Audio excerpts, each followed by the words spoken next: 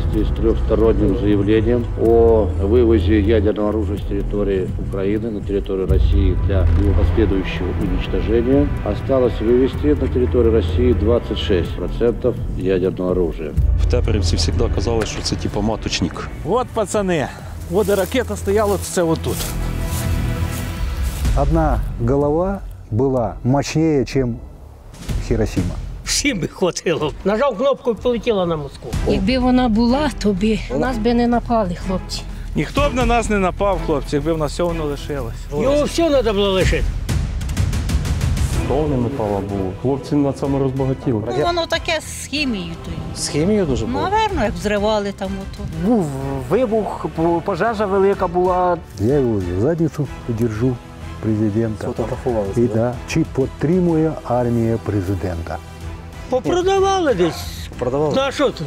Каже, да, Олег, от що ти зробив, да? Продали все там. Хай скаже, скільки кілометрів кабеля він викопав. 100 є, да. Мільйони доларів було по області. Більше. Ви знали, куди ваша ракета була націлена? Франція. Франція. Був би такий приказ, ви зробили б це без скалювання, так? Да. Ukraine's move is a major step toward ensuring that nuclear missiles never again will be targeted at the children of our nations. Депутатів до розмови! Депутатів до... Хай люди скажуть, чи вони хочуть віддавати за безцінь оте все, що належить державі українській. Поставити це питання на референдум, і народ своє слово скаже. Здачу фактично інтересів України за бажанням Москви і Вашингтону подається як велике досягнення української дипломатії.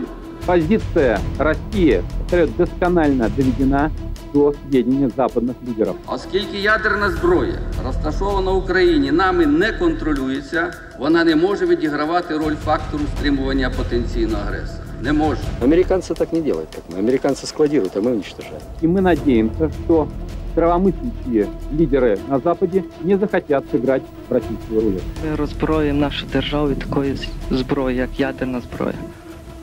Тобі не подобається ядерна зброя? Ні, мені не подобається. Россия получает 8 самолетов Ту-160 и 3 самолета Ту-95, 575 крылатых ракет. Украине прощаются долги за энергоносители на сумму около 300 миллионов долларов.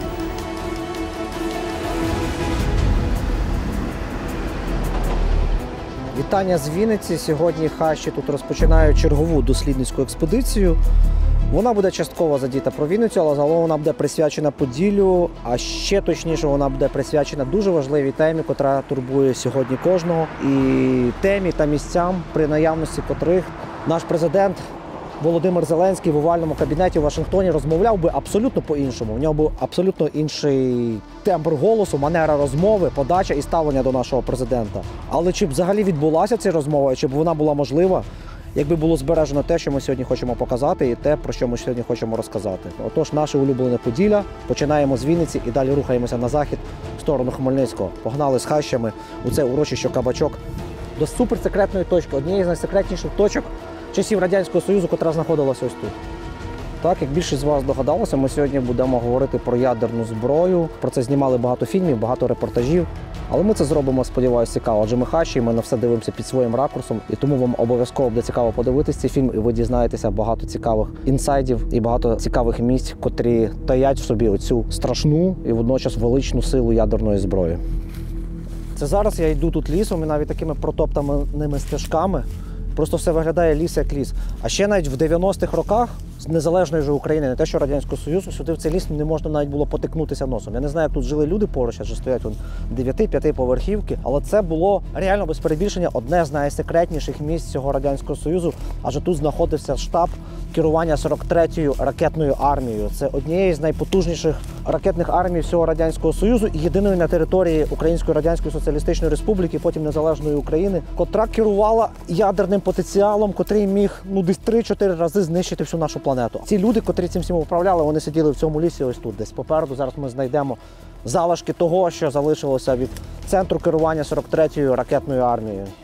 Тут все, бачите, в дротах, і от ще залишки кабелів валяються. Взагалі мені дуже дивно, чому цей штаб знаходиться практично в самому місті Вінниця, отут на його околицях збоку. Можливо, якраз до конспірації, знаєте, щоб щось добре сховати, постав його на самому видному місці. І от минуло вже з 90-х років, коли це в 96-му, 98-му, 9-му це все розформовувалося, знищувалося. І зараз тут на місці штабу 43-ї армії є лише ось такі великі ями. І ще бачимо, валяються кабеля. Бачите, от зараз обшивка. Ну, це якісь такі просто дешеві дуже кабеля, які реально не містили міді. Я навіть не знаю, що це за кабель. Бачу, внизу ціла бухта. А можливо, це вже щось і сучасне, але чому тут сучасному валятися? Ні, це все це ті кабелі. Да. Ось ці всі величезні такі ями, котрі зараз посеред лісу стоять, це насправді були різні приміщення, котрі необхідні командному пункту, і вони знаходились, звичайно, під землею. Вони були дуже секретні, їх не було видно. Але згори, оце залишки фундаментів, це теж військової частини, але знаєте, що це по факту було? Це були будиночки, зроблені в вигляді бесідочок, в вигляді таких дитячих будинків для відпочинку. Так виглядала конспірація. Так радянська влада ховала, щоб зі спутників, що не могли зрозуміти, що в лісі тут знаходиться військова частина, вона була законспірована під щось ось таке. І оці сходи, це власне те, що полишалося єдине від дерев'яних будиночків. Тут стояла така альтанка, будиночок. А під землею там сиділи дуже-дуже поважні дядьки, генерали, полковники, котрі тримали в напрузі страху весь світ під цим ядерним своїм мечем. Тому, по-моєму, є підземний хід, йдемо глянемо на той. Їх тут є багато, ми всі відвідувати не будемо, так в кілька зайдемо. Немало небагато блок управління пусками. Звідси управляли пусками ракет. Я витягаю наші улюблені ліхтарики Дніпро-М і ліземо туди. Я сподіваюся, вони довго витримають, я їх після Харківщини не заряджав, але вони такі по батареї моцні. Наша ядерна міць. Подивись, нічого собі, воно таке собі немаленьке, я тобі скажу. Глянь, я думав, тут просто одна кімнатка, тут такі десятки метрів в одну сторону, в іншу ходи. Ну, збережені самі ребра і кістяк цієї всієї споруди, а начиння все да, потерли. Ну, от тільки від лампочок і проводка ще по горі, де позалишалась. Дивно, вона що все мідна, а ні, алюмінієва. А от якийсь військовий ящик тих часів лишився. Бачиш, радянське? Качество, совєтське. Зараз так не делають. Тут просто зараз сюди грають стрейтбол. Звичайно, споруди якраз для того мілітарного призначення і зараз таке постмілітарне призначення в них. До речі, досі навіть невідомий абсолютно бюджет, кошторис. Ніде, навіть Росія не розсекретила, жоден історик не може сказати, скільки Радянський Союз вклав на створення ядерної зброї і на її підтримування. Ще далі про це будемо говорити, але щоб підтримувати цю зброю, це просто нереально було. Дивись, отут цікава яка штучка залишилася. Стояв якийсь агрегат, який, напевно, видавав дуже потужні вібрації великі, щоб тут все не дрібіжало, ця підлога не ходила. Його встановили ось на такі потужні пружини, ресори. До речі, дуже багато в Вінниці і дуже багато в Хмельницькому у нас сьогодні залишилося живих ветеранів, ракетчиків, котрі служили у 43-й ракетній армії. І 100% хтось з вас дивиться це відео, тому пишіть у коментарях, розкажіть, що тут було, нам цікаво, тому що нам неможливо знати, і ніде немає такої якоїсь інформації, книжки. Тому ми лише це якби споглядаємо і дивимося на це такими дитячими чи то юнацькими очима дослідників, котрим це все цікаво, і водночас намагаємося пронести якісь важливі меседжі до нашого народу, до нашого населення про цю нашу історію, про наше сьогодення і майбутнє. Знаєте, може виникнути таке логічне питання, чому воно не так сильно сховано під землею. Хоч споруда така монументальна, а над нею буквально там, не знаю, десяток метрів землі, це не дуже захищено, особливо проти ядерного удару. А тому що ця вся ядерна система, ядерна доктрина була настільки продумана, що саме важливішим було це якраз пускові установки і ті командні пункти саме полків, звідки здійснювався запуск ракет. Так, потрібно було отримати там коди з Москви, всякі розпорядження, але фактичний запуск відбувався звідти. Тут приймалися лише якісь такі стратегічні рішення. Мені здається, тут більше було якісь папери, діловодство, щось таке. Він не настільки сильно захищений. А можливо, я помиляюсь, можливо, це лише якась така наземно видима якби частина. І тут були присутні, або вони ще зараз є, більш захищені якісь елементи цього штабу. Це ми пройшли вже коло. А воно таке по периметру. Над горою це виходить схоже таке, як місто валами обсипано з земляними. І всередині в цих валах ось такі, як в пірамідах єгипетських, пустоти, лабіринти, ходи, котрими можна ходити, котрими колись переміщувався особовий склад командування цілої ракетної армії. На пік свого розвитку 43-я ракетна армія, це в 70-80-ті роки, налічувала до 50 тисяч чоловік залучених до обслуговування, командування цими ядерними ракетами. Коли Україна стала незалежна, в 91-му році в армії 43-й в спаду залишилося 30-35 тисяч особового складу. До 99-го року вона була розформована і знищена. Місця дислокації частин, базування ракет, перетворені ось от такі руїни і об'єкти для страйкболістів та індустріальних таких мілітарних туристів.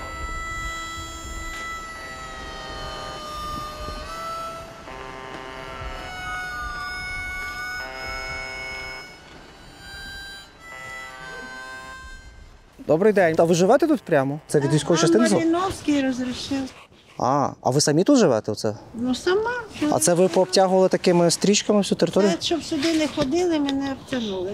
Мене знімати не треба. Я не клоун. Добре, добре.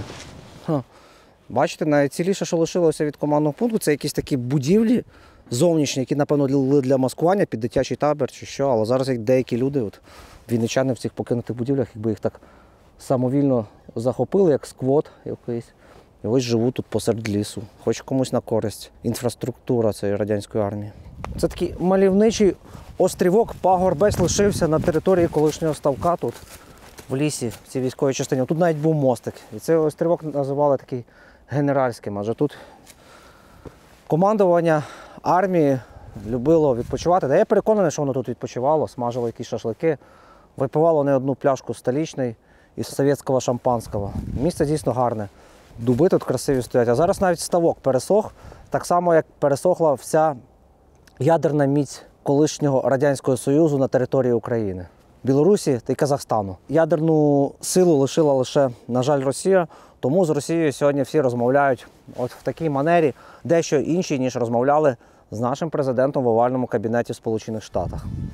Я переконаний, що більшість з вас, зараз наші глядачі, буде нарікати на минуле, буде нарікати на Леоніда Макаровича Кравчука про те, що він здав цю зброю, що нам не потрібно було підписувати Будапештський меморандум, що ми мали зберегти ядерну зброю, і тоді з нами по-іншому розмовляли. Ми спробуємо в цьому розібратися, ми спробуємо поспілкуватися з людьми, котрі будували ці ракети, встановлювали на території України, і саме головне з людьми, котрі потім розбирали ці ракети і знищували ці пускові шахти. Але для цього ми зараз звідси вирушимо далі на захід, до міста Хмельницький, і там по місцях колишньої, так би мовити, бойової слави оцього меча ядерного, цієї ядерної дубини, ми прогуляємося, ми пошукаємо села, людей, місця, історії і скажемо, чи могла Україна зберегти ядерну зброю, чи не могла вона її зберегти, а якби зберегла, що б з того було.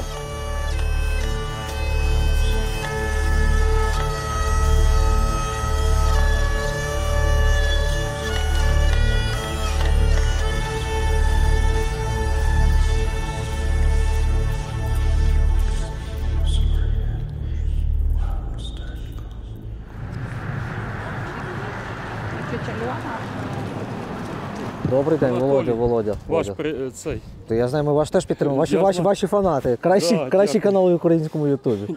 Справжня документалістика. Дякуючи вам, я вже почав в Дорожнянщині піднімати. Ну, не піднімати питання, почали просто знімати, було цікаво. Сам родився з Радянського Союзу, як нас тоді вчили, що вся історія, тут немає у вас історії, вся історія це Ленінград, Москва, а тут що може бути? Власне, за іншою історією ми і приїхали, хочемо, ви нам допомогли трошки. Допоможемо, питань немає. Я сьогодні на лікарняному останній день, то я вас зараз відвезу, куди треба, все, питань не буде. Тоді дивіться, як ми робимо прямо, давайте тако. Спеціально паперову знайшли, щоб було гарно і цікаво. Я тут трошки знаю, я знаю Мазників. В Мазниках був командний пункт. Я не знаю за Мазники, от Теперівка стояла. Де? Теперівка є. Ви приїжджали Теперівку. І давайте заскочимо туди, де оце відео, що я вам казав, що на касеті в мене є. Трояни називалися. Це знімали тоді, що приїжджав посол Сполучених Штатів Америки. Є хлопці, які різали метал. Нам цікаво з таким поговорити. Що це було. Ну, вони зараз повиїжджали, багато хлопців є вже. Ну, вони старші. Тоді був період, що кабеля тягнули. Вже після того, як точок не було, хлопці заробляли. І питання в тому, що, наскільки я знаю, от в Теперівці завжди казали, що це типу маточник. Ну давайте, кажіть туди, яке перше село вам поїхав. Давайте виїдемо на Трояни, я зараз віддам хлопцям цей. Машину свою я тоді переставлю. Все, зараз я цей занесу, зараз буду. Прямо, наліво і на мості прямо їдемо. У нас було телебачення. Після того вони вже розійшлися, ну як вже їх розформували, остався великий архів. Я їх раніше просив, кажу, хлопці, оцифровуйте, щось викладайте трошки. Вони щось оцифровували, щось викладали. Потім в кінці кажуть, слухай, ти вже оцифровуєш це все, ми тобі всі віддамо касети. Я вже приїхав, в мене касет купа. А скільки ці касети? Сотні? Та десь сотні, мені вже люди носять касети, кажуть, слухай, знаємо, що ти типу фанат цієї справи. І магнітофони носять, і цей. Тут з цієї сторони був вертольотний майданчик. Я не знаю навіть, чи він є по молодості, ще в дитинстві. Це до них, щоб обслуговувати? Ну, видно, десь щось доставити, десь всяке може бути. Ми зараз прийдемо тут недалеко. Далі. А ось це, да, заїзд? Так, да, тут десь заїзд. От це ось заїзд. Тут бетонка була, потім її познімали. От площадка, оце все була площадка. Це тут підриви були і тут шахта. Прийдемося туди. Тут стояла одна шахта. Це ракета пускова тут була саме? Так. Да.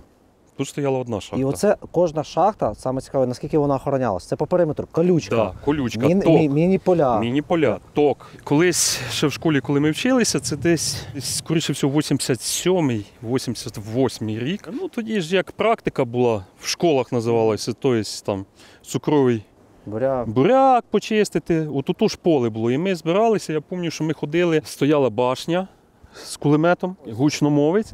І вони, типа, хлопці, солдати, звичайні, я так розумію, говорили про те, що типа заборонена зона, це все, а потім галетами мінялося. Мене навіть пізніше було таке. Це вже то, що накопано, це вже після того перекопували. Тут не було цього всього. Шукали якийсь металолом, да, вже таке?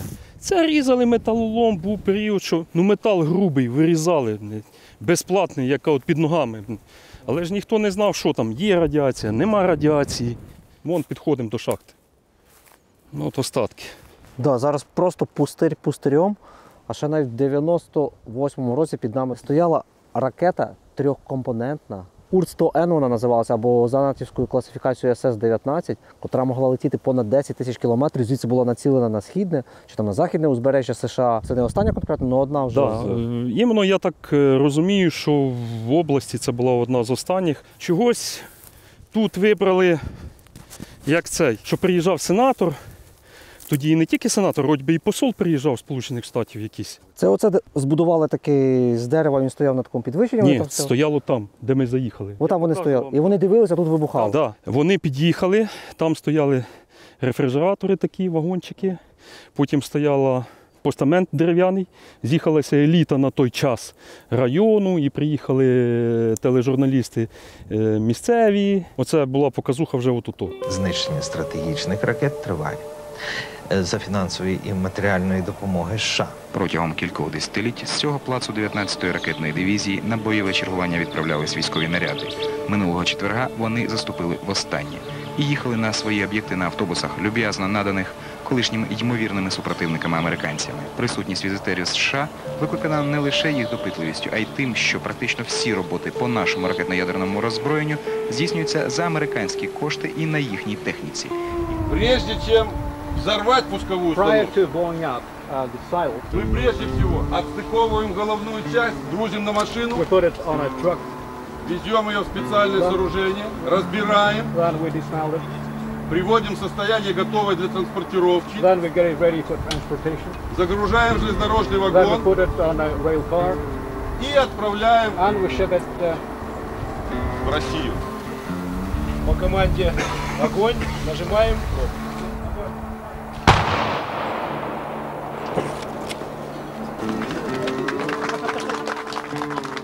Все, считаем, что она уничтожена. У нас были большие сомнения в плане безопасности Украины.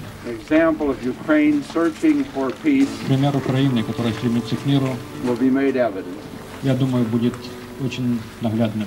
Важко повірити, що ці мальовничі пасовища та перелізки Хмельниччини свого часу вдало маскували 90 аналогічних ракетних комплексів. Та слава Всевишньому, що цей куточок України Так жодного разу і не був використаний на кшталт Капустина Яру або Плесецька. Те, як відреагувала на цю подію природа, а злива над ракетною позицією зарядила серйозна, можна було сприймати або як трохи сумне прощання з ерою колишньої ядерної могутності, або ж як вдачу в дорогу, яку цій велетенській сигарі ще доведеться подавати до своїх нових хазяїв росіян. Згодом ці території будуть очищені і перетворені на омріяні активістами екологічних організацій зелені галявинки, де практично нічого не буде нагадувати про їх грізне минуле.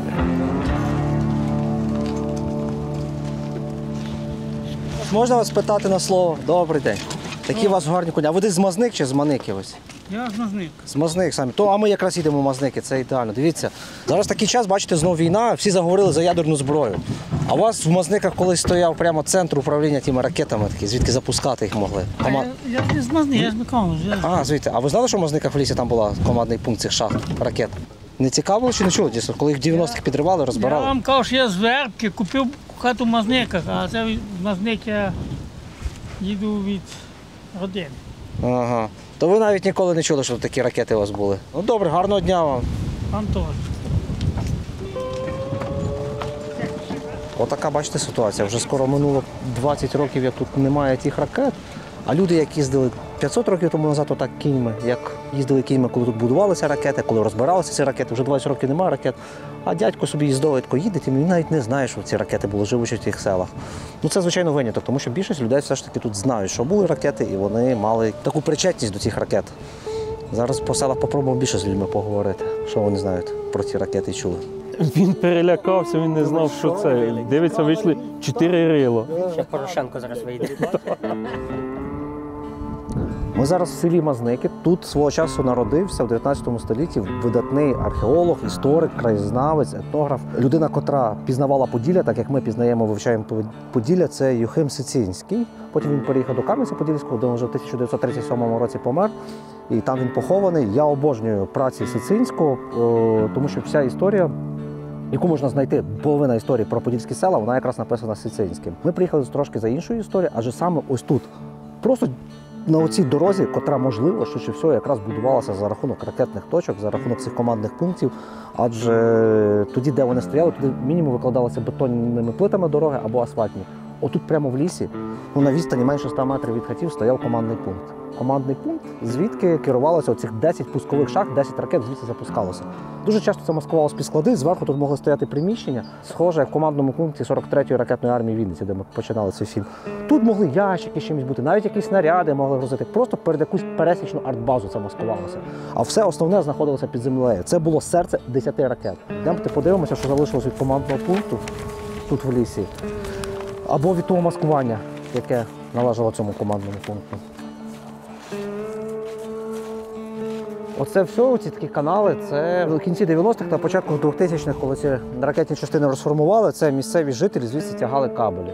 Оце взагалі капець, дивіться, скільки років минуло. Я, до речі, в цьому лісі час від часу сюди на гриби приїжджав. Тут дуже гарні підпеньки. І цього, що не було, це свіжак. Це свіжак цього ще того року. Тобто тут, значить, залишалися ще якісь кабелі, котрі зараз люди витягають. А кабелі тут були, щоб не збрехати, ось такі кабелі були всередині з міддю. Повністю.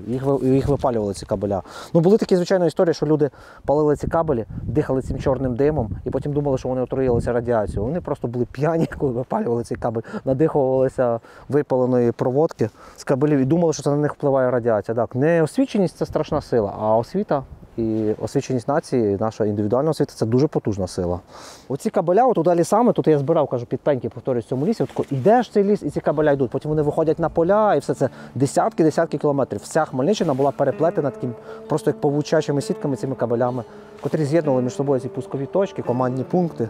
А в випадку, якщо ядерна війна вже влупила і не було ніякого зв'язку, в них там існував внутрішній якийсь статут, за яким цих 2 офіцери на командному пункті, до речі, тут чергувало всього ж 2 людини. Це було 2 офіцера. Вони могли запустити ці ракети, натиснути ці кнопки. Там так було зроблено, що одна людина не може це запустити. Там повертався ключ, натисалась кнопка, вводились шифри, коди, котрі приходили з Москви. І воно це все спрацьовувало, запускало. О, дивись. От, власне, цей кабель. От він в обмотці, кусок. Я прекрасно пам'ятаю своє дитинство. Наш батько привозив ці кабеля. Да, він отак залізом він був обмотаний. Зверху це залізо було в смолі, воно все було просмолене. І всередині йшли такі, як мій мізинець, точно мідні. Їх там, здається, 3 жилки взагалі мідних йшли. От воно зараз дивом шматочок один валяється тут. Мене ж флешбечнуло прямо в дитинство. І от споруди. Я думаю, що це споруди прикриття всі були. Бачите, вони ж досі позалишалися в командному пункті. Тобто щось зверху стояло. Але тут стояли ще одночасно якісь генераторні, трансформаторні. Тому що, говорю, електрика сюди мала підводитися просто 100% часу, і втрата електрики навіть на долю секунди могла призвести до величезної катастрофи. Тому що всі ракети за рахунок того, що там крутилася ця штука, яка робила запуск, це будь-яке тертя, будь-яке крутіння – це нагрівання. І для того, щоб це охолоджуватись, біля ракет ще такі були резервуари, в яких містилося десятки тонн льоду. Це такі були підземні гігантські холодильники. Через цей лід турбінами продувалося повітря, і воно охолоджувало ці ракети. Ну, а цей командний пункт, зараз спробуємо для те саме, він був під землею, це 12-поверхова будівля під землею, і робили ці командні пункти на тих самих заводах, де робили підводні човни. По своїй суті, це великий підводний човен, котрий просто ось так перевертали і спеціальними установками опускали під землю. Якщо під підводному човні ходять люди так, то тут вони ходили так, це було 12 поверхів цих секцій, і тут вони переміщалися. Там їздив ліфт, можна було пішо переміщатись між цими поверхами. А сам командний пункт, оцей як підводний човен, він висів в повітрі, закріплений на такі величезні амортизатори, щоб зберігся командний пункт після ядерного удару. Це все так було зроблено, що воно мало вижити під землею. Він був зроблений, що тут великий землетрус буде. І цей, відповідно, командний пункт, він такий під землею просто хитався, висячи на таких тросах, на амортизаторах. І це було десь ось тут прямо. Оці всі кабеля підводили до нього. Зараз ми знайдемо. Це якийсь таємний залізний ящик. Хтось відгинав вже, йому цікаво було, що там. Це такий лошарський ход з тої сторони двері. Відкриті. Стоять, можна зайти через двері. Але що за залізна будка така? Це з Кунга десь їхнього. Да, щось перевозили, да? Я здивований, як ніхто на металолом ніхто досі не розтягнув. А немає вже для того, щоб зараз на металоломію порізати, треба притарбанити балона і все остальне порізати, воно може вийти дорожче, ніж це. З десяток тонн металу. Да, і це метал. Це хороший такий метал, не якась бляха. Да. Ну, скільки я проїздив, скільки це, я чесно, чув, мазники. Я перший раз тут на цьому місці, я дивлюся. А вони такі в глушині ці мазники? В глушині, і воно якось так дійсно в очі не кидалося.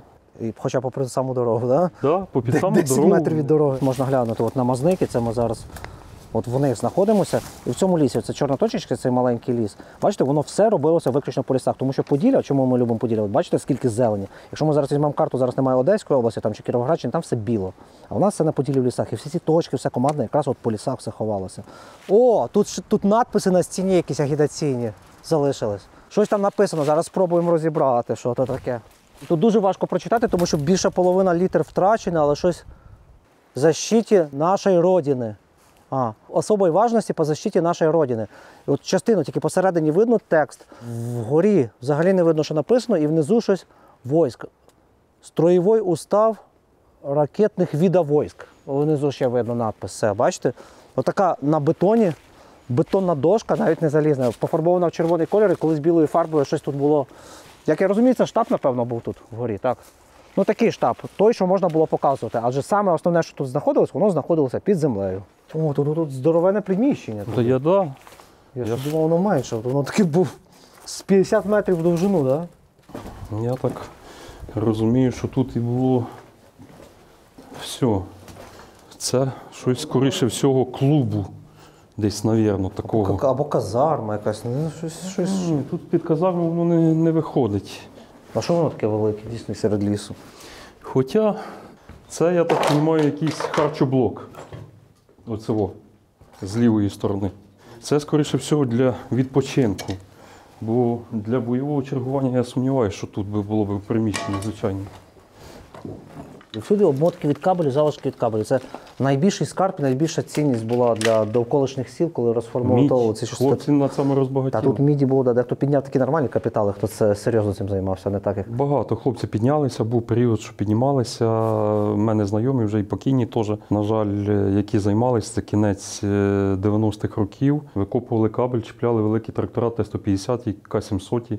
Були хто меншими тракторами. Для того, щоб його не копати, а його просто викопати, витягнути, вони його різали, здавали. Як там жили були. Тони металу було. От присяги ні шагу. От воєнна присяга. І теж ще лишилися радянські надписи на стіні. Бдительність і бойова готовність і обрубано далі. Які артефакти? Мені здавалося, що насправді вже нічого не лишилося, що ми будемо бачити просто пустирі від цих пускових установок, від командних пунктів, але ось в деяких місцях, як власне в Мазниках, бачимо, що доволі збереглись такі навіть кістяки цих споруд. Швидше всього, я зараз припускаю, що це бутафорні споруди, котрі перекривали саме цей командний пункт. А де саме був, власне, командний пункт, ну, це складно зрозуміти, тому що ви вже бачили, що ці командні пункти підривали за гроші американських фірм, котрі в 90-х, це коли Конгрес США виділив $350 мільйонів на знищення ядерної зброї на території України, саме цих пускових шахтових установок. Це все розбиралося, витягалося поетапно, це багато років тривало. Спочатку знімалась боєголовка, потім витягали самі ракети-носії, потім вирізали все цінне таке обладнання, але цей метал, це все, воно настільки було міцне, воно лишалося. Його підривали вибухівкою. В більшості місцях воно засипалося під вінець, як то говорять, під самий вершок. І зараз ти цього нічого не побачиш. Це трава, можуть валятися кілька бетонних плит. Можливо, це ось тут було, можливо, це десь за приміщенням було, можливо, десь трішки далі в лісі. Але це точно десь знаходилося ось тут. До речі, дуже цікаво зараз по селі в когось запитати, що вони пам'ятають про це все.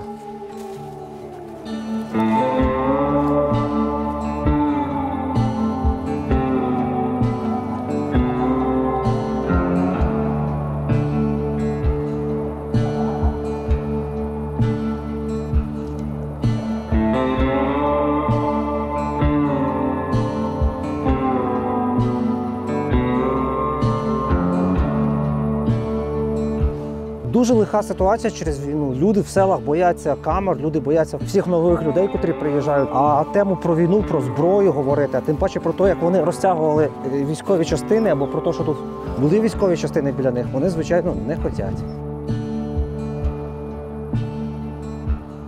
Ви тут десь живете? Це прямо ваше подвір'я? Ну то що? Що було у вас у лісі напроти колись? Якби вона була, то би діти живі були, бачите, в прапорі. Загинув хтось, так? Ну а як же? Думаєте, не було б війни, якби це зберегли? Не було б. На нас би не напали, хлопці. Дивіться, а як воно, коли тут зробилось, воно було секретно, чи ви здогадували, що там, чим вони керують? Чи вони казали, що тоді, що то як склад просто якийсь? Ну то що склад? Тут військові були, мінялися. Ну вони знали. Добрий день. А на що ти нас фотографуєш? 60-ті, так? Да? А це для кіна. Нам не треба кіно. Що вони вам казали, що вони тут роблять? Чи навіть не казали? Тут було Так же, догадувалися. 4 ради була зона така. Колюча сітка була? Сітка під напругою. Не підійдеш туди до лісу взагалі? Так хто тут? Хто знав? Так догадувалися, а так хто знав, що стоять в той час це було солдати. засекречено. І так протестували люди. Ви протестували? Ну як зривали? Виходили, бо зривали. Коротше, зривати не дали нас. Зривали, то у нас... А цю шахту не взірвали? Її просто засипали все. Вивезли. А коли розвалили якісь плити, брали собі десь на господарство, звідси якісь куски? Ніхто тут нічого не брав. Вони що тут Село? завалили. Село, люди все. Та як не брали? Радіація. Не брав ніхто. Радіація? Ви думали, що там радіація? Ну на що воно це нужно? усвідомили. Та навіть вінківці возили плити, в вінківцях воно Я вистигали. не знаю, ну то хто давав кому, а так не де, тут гонили. А що, зовсім такого села люди на якусь цеглу? Та ніхто нічого не брав. А, та ви боїтесь просто казати. Ні, зараз зато немає ніякої вже, як би то кажуть. Ні, та села боялися. Боялись, бо думали, що радіація, так? Звісно, усвідомлюють. У нас вишні були посохли, не родили роками. Вишні посохли? Хлопці, ви мене не... Таке. Добрий день. Може ви менше боїтесь? Сусіди ваші бояться все, наче ми. Що я знаю, я приїхала сюди недавно, ви не жила. Розкажи. Ну, 8 років назад, як приїхала, ще малою була тут. Тут багато було солдатів. І все. А що вони робили? Чим Вони приходили, все одно десь щось. Ракетні війська ніби тут у нас були. Розбирали, то трохи люди на господарство собі порозносили? Ніхто не брав з села нічого? А тут що брати, як це воно? Ну, воно таке з хімією тою. З хімією дуже було? Наверно, як взривали там ото. У мене там дядько живе на роздорожжі, може він вам щось розкаже. А йому скільки років? Йому вже 70 років. Ого, Да, це то ж... він може і знає трохи. Заведеш? Ну пішли. Ходіть, може він не буде стидатись. Він більше знає, я ще була мала. Оце загинув у вас молодий хлопець, так, на війні? Так, де це рік минув. Добровольцем пішов, коли 21 рік? Ні, він служив і лишився на контракті. 21 рік. Ого. Да, дитина молода. На Донбасі десь? А? На Донбасі десь? Ні, в Запоріжжі він служив і так і він там був. Ага. Пів села пустого. А он де хата стоїть, діти в Росії, маму забрали і... В Росії? Так, десь в Росії дівчата. Дивіться, цікава просто ситуація. Це якраз плити звідси з військової частини. Українські типові подвір'я сільські – це болото, а на Поділлі взагалі такий ґрунт, чорнозем з глиною, дуже липкий, дуже таке їдке болото, яке довго просихає навіть зараз навесні. Ну, ідеальний зараз приклад, дивіться на моє взуття. І ось така доріжечка стоїть. Ну, звідки ж вони принесли? А люди дуже бояться, бачите? Я говорив, освіта, люди бояться, що там радіація була, щось починаються відмовки говорити. Яка радіація, яка хімія? А потім кожне подвір'я застелене такими типу плитами. Ой, добрий день. А ви не звідси, не з Мазних? Я з города взагалі. А, то ви не знаєте. А що, не знали, що в лісі точка була? Ну то зараз руїни якісь є. Руїни, а що раніше було, не знаєте? Не знаю. А знаєте, на чому ви стоїте, що це таке? Плити. Звідки? Не знаю. А хто тут жив раніше? Тут з бабою. Це дід клав, напевно, ще плити, так? Плити з ракетної точки. Вся ракетна точка була застелена такими плитами, і коли її розвалили 90-х, то люди по селах, такі залишки, хто що міг, то розносив. Це інтересно. Ну, от нам самим це цікаво. Половина Мазних такими плитами. Ми йдемо, там плита, вон кольцо валяється з військової частини, хтось теж підтягнув. Бо нам треба хтось такий, хто давно живе, що пам'ятає, що в 70... Тут вже вулиця пуста, повимирали. Вмерло село. Звісно. Що не від ядерної зброї, то так від життя вмерло, так? Старі люди вмирають, а молодіжі практично немає. І хоч асфальт в село, але Мазники такі Нема асфальту. Який тут асфальт? Плити вставлені. Ні, до села дорожнього. Казали, що тут, коли воїнська частина була, то дороги краще були, бо того, що вояки. А так, це... А там теж порожні всі хати оці. Там жінка теж у нас така, не може вона. О, бідова ситуація в селі, так? Взагалі бідова. Я не знаю. Ну добре, спробуємо того дядька спитати, якраз поки він вийшов, поки не сховався. Йдемо з дядьком, поговоримо. Давайте, бо він такий цікавий дядько, фактурний. Дякую, гарного дня. Добрий день. Добрий. Трошки повні, щоб солдатів було там. Але це ж ночами здебільшого щось там, техніка якась їздила, ходила, да? Чи вдень вони щось робили? І днем, і ночі вони все там робили. Але так робили, що вони могли зрозуміти, що там робиться? Ні. А там хто бачить, туди не пускали? Туди загородили і все, і кошка не ході. Ну слухайте, а ракету завозити, ракета мала в довжину 27 метрів. Це ми чули, вікна аж дребіжили в нас. Як завозили? Да. Це ж не пачка сірників, його не сховаєш. Але дивитись не можна було, тут перекривав. А хто? Там все перекрито було, ніхто нікуди не виходив. З хати навіть не вийдеш? Ні, сказали взагалі навіть не. По суті, комендантська година ще була тоді, 40 років назад, да, така? Ну як вона комендантська? Ракету везли, знаєш, вони ж теж боялися, мабуть, чи що. Чорт не знає, що знає. Знаєш, а вдруг хтось беззірвав, чи що. Це таке.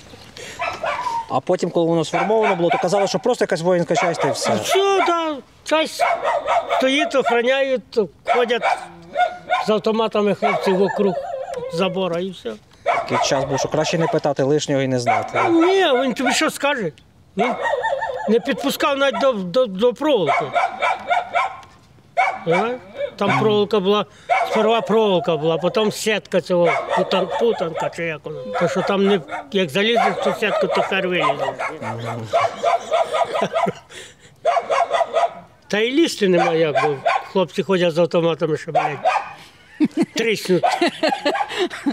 Ось таке, жили ви на такій бомбі, яка могла знищити півсвіту, і навіть не знали, так? Не знаєш, ніхто нам нічого не казав. Тоді секрет був. Це ж не зараз що розказують, що, зробили таку ракету. Хто таке каже, Що це за... Тих зробили тихенько, щоб ніхто навіть не знав, що воно є. Так моє мнення. А потім в'їхали, так, і все. Поставили перед фактом, і все. Потім по Москві одразу. Сразу, я вже давно так казав. Не треба цього, що в нас б'ють, а вони плещуть в руки, бо Україна напала. Угу. Туди за дві ракети кинь, вони б знали, чи Росія напала, чи Україна. А що думаєте, треба було його тут зберегти, чи не треба це було зберегти? Чи можливо? Його все треба було лишити. Лишити? Так. А ви знаєте, що... той президент наш.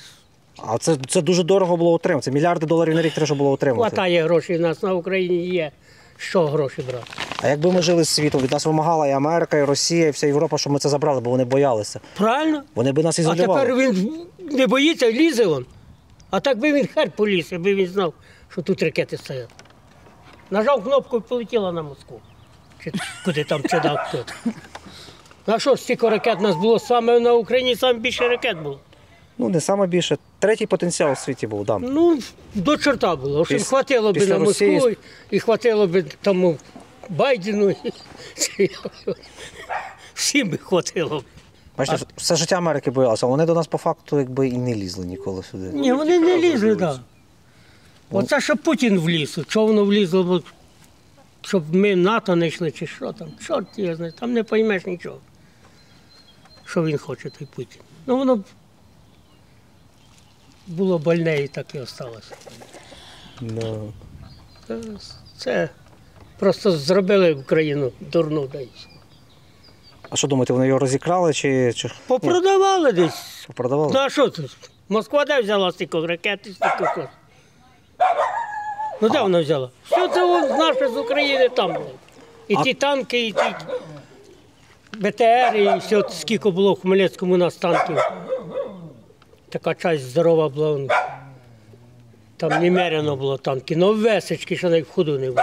До речі, маленьку ремарку хочу від себе. Смішки смішками, що Росія все порозкладала, але в 1992 рік, на 91-й розвал, ми мали понад 1800 носіїв ядерних боєголовок. З них 1200 це були на ракетах міжконтинентальних, інші це була тактична ядерна зброя. І Росія їх вивезла таким шахрайським способом вивезла на свою територію в 92-му році за один рік. Це була авіація, у нас було між 30 і 40 літаків, котрі несли боєголовки. Це відомі потім, що частину з цих літаків продавала Юлія Тимошенко за газову, що ми палили в селі газ. А інша тут розборювалася вже під санкціями Сполучених Штатів, НАТО і Росії. Продали все там.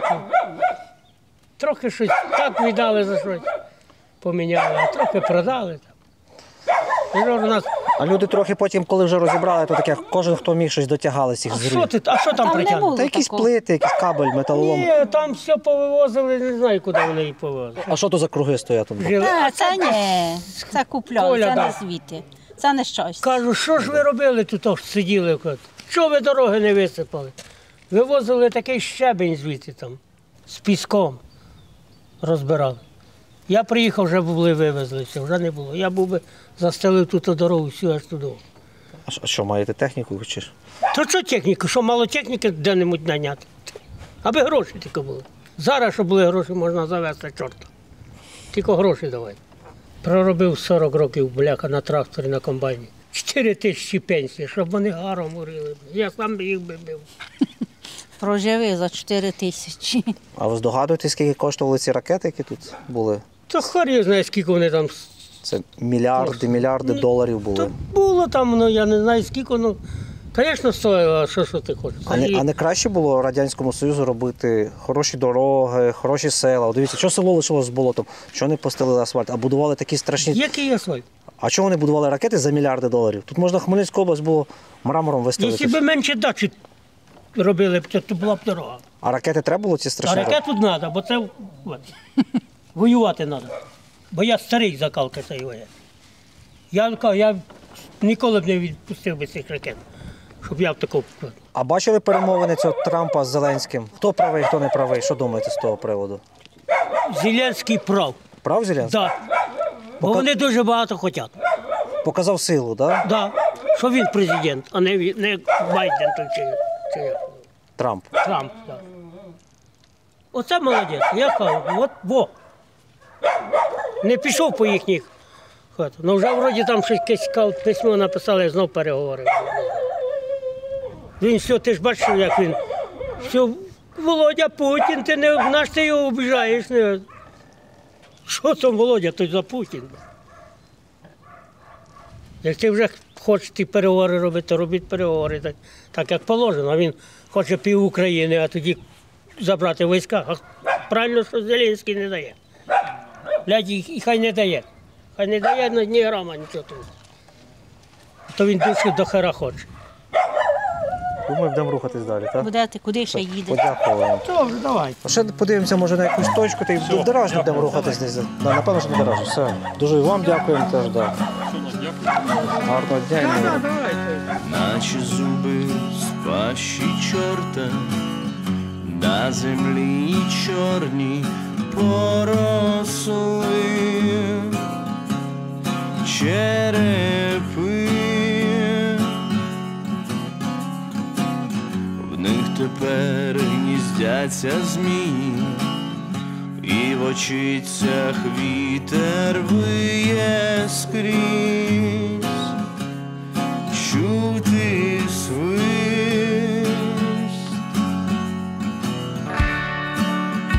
на кістках твоїх танцюють вороги.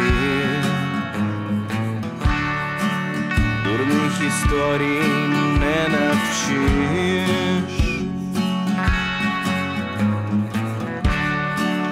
коли чекатимеш ти братської руки,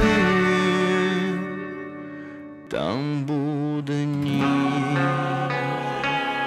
там буде ніч.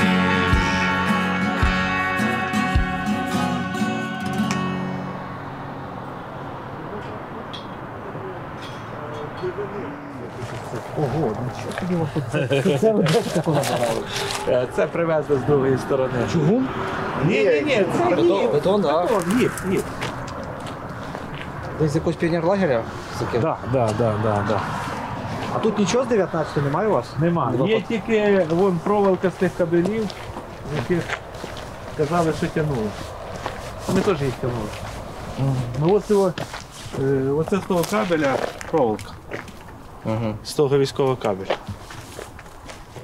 Він кілометрами витягувався, бачиш? Це типу як несуща була, довкола нього було. Дем я покажу, у нас є навіть кабель такий.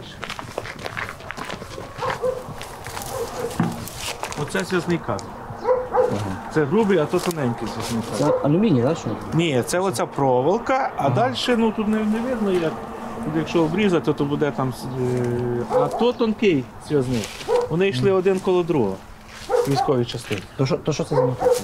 Метал, просто метал. А тут є трубка алюмінієва і медна фольга і жилки. 4 жилки. Він не цінний цей кабель сам. Ну він як не він не цінний? Ти розумієш, що ти його зацепив за трактор і витягуєш кілометр, і він одразу дає цінність. А це не воно, це щось інше. Це від других кабелів. Ну не звідти, не звідти. Ні. Бо там схожа була обмотка теж. Вони всі йдуть в обмотці, так. Вони всі йдуть в обмотки. Це просто старі кабеля, ми просто забрали на одному підприємстві.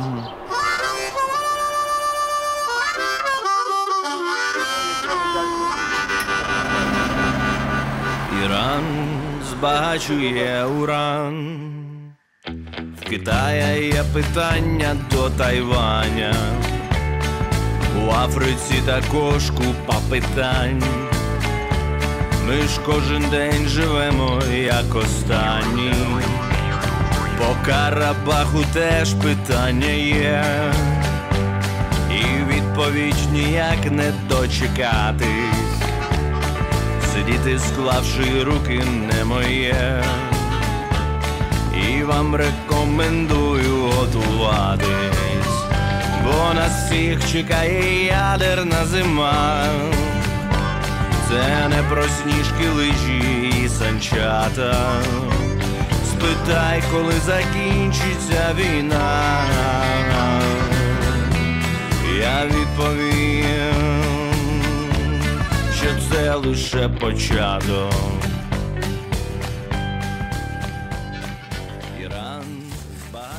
Коли ще ми були, тут ще гарний лісочок був. Вже вважай, скільки років пройшло. Тут були плити, все класно було. Тут плити були? Ну, звісно. А, це вже все познімали, так? Це вже все Я бачу, познімали. дренажка, ну, стоки позалишалися по боках. А, ще й лишились приміщення теж якісь трошки. То казарми там. Це вже теж копали щось? Чи... Так, кабеля все. Все кабеля? Все в кабелях. Це ваша робота, чи у вас конкуренти були? Ні.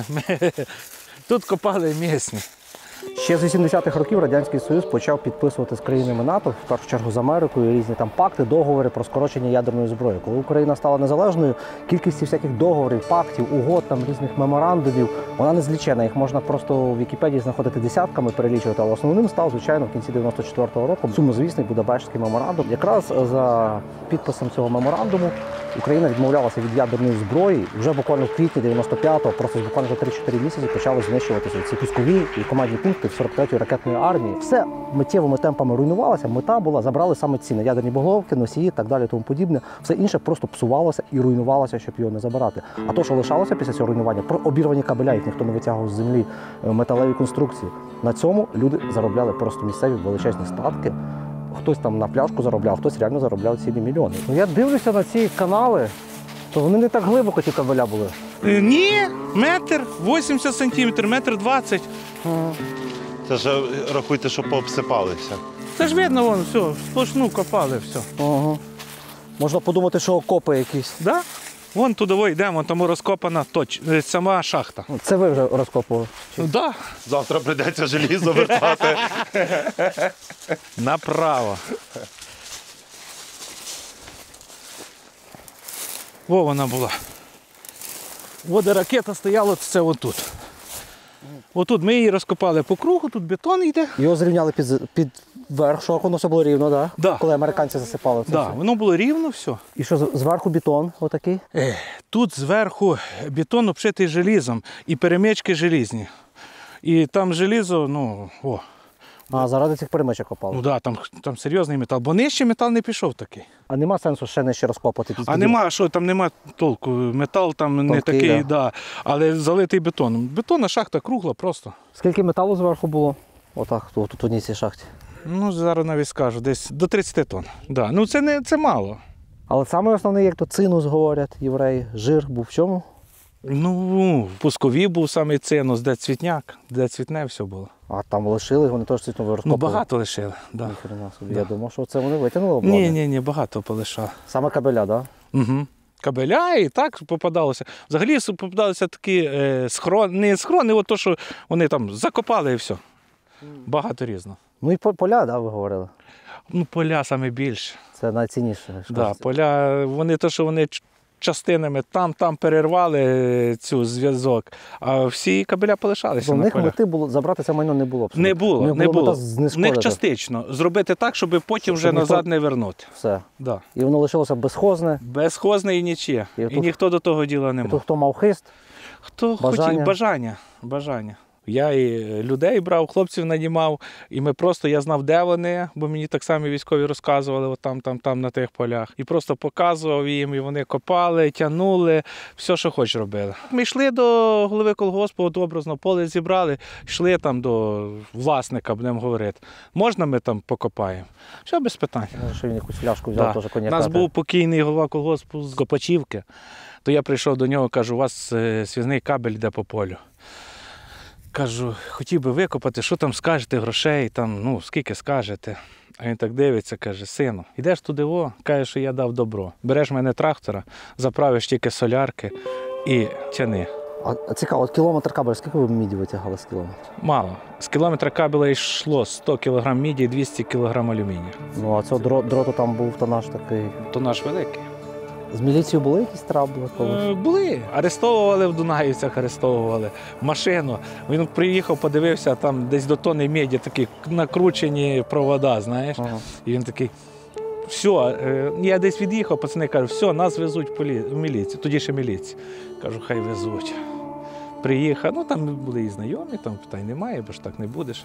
Все, вони доказати, чиє воно. Майно нікому не належало. Юридично це сміття було, так? Так, нікому не передане. Але ти копаєш когось там на полі, да. Я домовився з ним, він мені дав добро. Все. І відпускали. Феноменальна ситуація, такої в світі ситуації історії не було. Ніхто... На мільярди було вкладено майна, а потім держава з допомогою американців все понищила, а все, що полишало, стало безхозне. Вони рахували, що вони все забрали. То, що треба, забрали. По документах. Да, але то, що лишилося, вже люди самі почали брати. Але все одно після їх ліквідації, скільки ви оціните? Це на мільйони доларів було по області майна, там більше. Більше. Парафіну скільки було, тут парафіну було неміряно. Його теж продавали, я чув. Я не продавав його, але його продавали. Люди. Да. А в яких цілях щось для хазяйства? А що, свічки? Свічки робили? Звісно. А що, це ж, де ти зараз парафін? От зараз купи парафін, подивись, скільки коштують. Навіть не знаю. Я так само. Дуже дорого. А свічки не на церкву? Ні, тоді робили на церкву, напевно. Ядерні свічки десь. Клас! Це феномен. З ядерної ракети робили то не з ракети, для чого там було? З кришки. Тут добре хтось рив щось. А тут тюбінги йдуть, ці, квадратні. Ох, ніхрена собі, він ще зберігся прямо, клас. Це звідти йшов, до шахти йшло в цей тунель. Оце, що розповідали, вони майже ніде не збереглися. Це єдине місце, де от зараз фрагмент ми бачимо, зберігся канал, і під землею йшли ось такі, як їх називають, дюбінги, а це називається патерна. Не знаю, чому це так називається, але по факту, простими словами, підземний хід, котрими була просякнута вся територія, теж командного пункту, і так само пускових. Тобто входу в ці сторожові приміщення, в командні приміщення не було такого наружного, зовнішнього. Вони були лише ось такі підземні. І отак тут ходили ракетчики 19-ї ракетної дивізії 43-ї ракетної армії. Печерні графіті з тих часів, тих військовослужбовців, швидше всього, строковиків, котрі тут служили. ДМБ-90, 88 рік. Відтоді воно позалишалось, цікавня. Ніхрена собі, тут навіть маскувальні сітки ще радянські валяються. О! Солдатська тефтель в соусі. Об'єднання якесь Атлантику. А теж ж доводилося ще цей метал тягати, чи вже ні? Ні, я молодший. Ти вже не застав. Це таке совєтське качество. Совєтське время, а що мали робити вони тоді? Ну, в 90-х, на початку 2000-х. Заводи, все, пішло все донизу. Який у вас самий вдалий день був в історії цього? У нас кожен день був вдалий. Дорожнянський цукровий завод. Ну ні, якийсь запам'ятався такий, що прямо вам, не знаю, там витягнули 10 тонн міді? Ні, не було такого. Ну, не було. Ну там тонну міді. Тонну міді було. І що після цього? Пили шампанське? Горілку. Ми кожен день пили так. Ну, найкращий кабель був, це йшов з Лисогірської, з військової точки, до туди наверх, скажи, під Хмельницький. Давидківці. Перед Давидківцями наверху. Направо. Ну, Давидківці рахуються. Да. Свізний 2,5 кг в метрі меді. Але копали його, щоб ти розумів, копнули тут, розкопали дирку, 15 метрів, а там йшло чи 160 жил. І виходить, серединку тільки 15 метрів видірний, потім весь пучок, тільки хлоп вийму. Середину. Да. Корпус кабеля лишався, а середину ми саме сладке забирали. Да. А свинець, і желізо, все вдень лишали. хлопці копали, могли легенько, тонну легенько собі взяти. Да. А то на меді зараз тільки 350 тисяч. Це зараз. Це зараз теж на той час теж стоїло, будь здоров. Будь здоров. Все одно ж стоїло. Стояло і великі Візьми гроші. на той час навіть 50 тисяч. Я брав Це самих 5 тисяч баксів було, да, десь плюс-мінус? 4-5 штук баксів? Ні, не було. Менше тоді було, ціна менше. Менше було, Ігорко, менше було. Я тоді брав хлопців, хлопці копали, а це я домовлявся, що давали добро копати. Що їм дати. Ну, тим давалось, да, хто давав добро. Ми приходили рано, і за ніч люди вже образно метрів 200 вже викопали собі. То ви, матеріально ви точно раді, що воно розвалилося. А якщо так глобально мислити, варто його було зберегти? Чи... варто, всі говорять, що варто, але чи реально? Що ви думаєте? А що нереально? Як воно все було? Реально? Підтримувати. А світова ізоляція? На нас всі тисли. Ти з кимось домовлятися могли? Хто хоче лишити молоду країну, непонятно, що вони розвинуться з ядерною зброєю. Третім потенціалом у світі. Так. 17% всієї ядерної зброї у світі було наше. Було наше, так. Да. Але чому ні? Чому ні? Могли ж домовлятися. А утримання, ви ж пам'ятаєте, тут їсти не було в 90-х, що? Та було що їсти. Утримання ракет – це мільярди. Тільки в людей не було нічого. Було що їсти, повірте. Мільярди доларів. Да. Я вірю. Я думаю, щоб гроші на утримання не йшли, а світового тиску б не дали мати. Просто фізично не дали б нам мати, бо в нас як починалося все. Зараз якийсь один би став би і наче всім би показувати, який він крепкий. Та й того й позабрали все. Крепкий диктують. Нас якби не при Януковичі його розвалили, то при комусь би другому. Я думаю, що по-любому. Розвалили при Кучмі, при цих всіх, при Кравчуку, та вони всі там добрі. Тут же гадати, як воно би було, то це вже, звісно, да. Я з Лузевець колись вивозив утилізованих більше 1000 тонн снарядів на металолом. Вже без боєголовок? Без, офіційно купляли, я відправляв вагонами на... А за Кам'янець не знаєте, бо я пам'ятаю, коли в Кам'янці була артбаза, коли там були на зберіганні гармати. Просто стволи були, котрі ще навіть не поставлені, що там. І там їх руками різали ці гармати, вивозили. Їх вивозили. Утилізували? Так. Капець, нові гармати, а зараз потім у нас війна. Да. І ми купуємо і просимо гармати. Все спеціально робилося.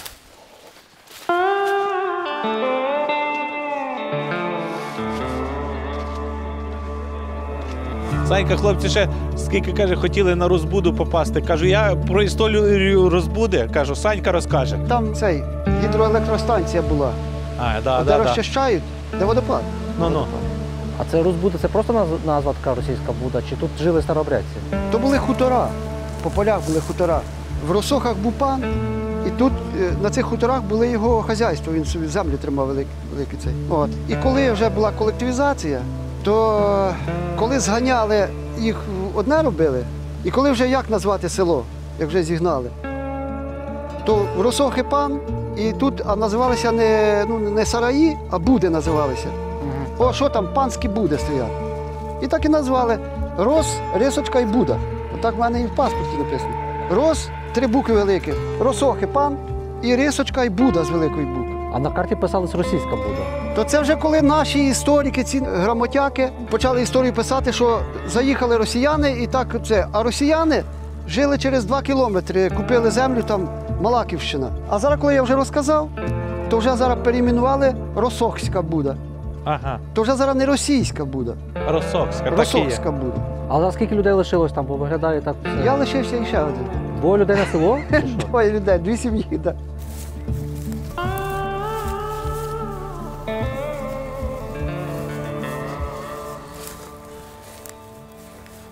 А можна я, будь ласка, десь вам щеплю на кофту? Нашу? А щось зараз розкажете, щоб Нічого, воно... я що знаю про неї? Можеш сказати все вільно. Відчіпляй, я нічого не буду говорити. Олег він довчепив, він це твоя Мене робота. вчіплено все. Каже, це твоя робота, Олег, так? От пацани. От вона, ого. І от вона. Супер рідкісний випадок, де ціла лише, не засипана землею, так? Да. Там кругом позасипали. Пекельна воронка, з якої могло вилетіти 3000, скільки там, 600 кілотон ядерного заряду. Кілотон, могло вилетіти. да. Це ж просто знищувало воно. А чорт знає, четверть України знищувало, четвертину така ракета. Це шедевр, поки. То, що в очі ви бачите. Це супер рідкісний випадок, що воно лишилось, так? Да. Ні, вона кругом так була, але була, там позасипала. засипана. Це на область всього одна лишилась, чи де ще є може? Ні. Що відкрита? Да. Ні, одна, напевно. Відкрита, напевно, що одна, так. Ні, то можна всі відкрити, але... А що, це самі, це розкопали, чи це військові не досипали? Це ми розкопали. Ви розкопали, бо... Це Олегова робота. Сюди дійшов, а далі бетон і затопило. Вода, да. Каже, далі, от що ти зробив, так? Воно було тут рівно, зацепано. Воно було от рівненька була. Рівно було, звісно. А чим копали? Як? То ж ескаватором. Леший копав. То ви, по суті, розкопали трохи історії, це як музей тут можна зробити. Ну, типа, да. Ми хотіли желіза, але його тут мало. А тут ще лишився метал чи ні? Да, вон, бачите. А, оце це метал. ви його різали. Тут ще 50 метрів глибини. А це лишився тільки за того, бо вода, так? Да. Ходьте, я вскочу. Вон він який гарний. Ну шахта ж туди далі засипана. Вона не засипана, вона водою. Затопило. Затопило її. Тобто тут 40 метрів виходить зараз Ну, така... скільки там, я не знаю, скільки точно. 52 метри чи 54. Загальна? Ну, да. Тобто сама, ні, я читав, що 40, але можливо з якимось там з технічним додатком 50 метрів глибина виходить, так? От метал. Товщина металу. І вот теж. Во він. Да, метал. От толщина металу, во. Вон, дивіться. То це сантиметрів під 10. То Яких 10? А, ну сантиметрів? 10 тут, так.